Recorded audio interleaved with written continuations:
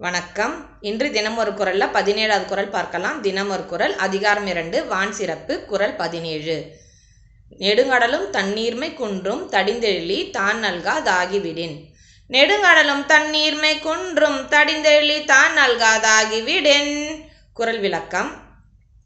மேகம் கடலிலிருந்து நீரை கொண்டு மழை பெய்யாமல் விடுமானால் பெரிய கடலாக இருந்தும் தன் வளம் குன்றி போகும் என்பது இதன் பொருள்.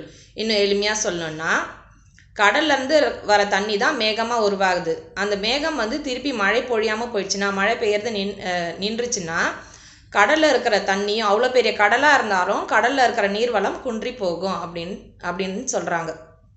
அதுதான் இந்த குறளுடைய பொருள்.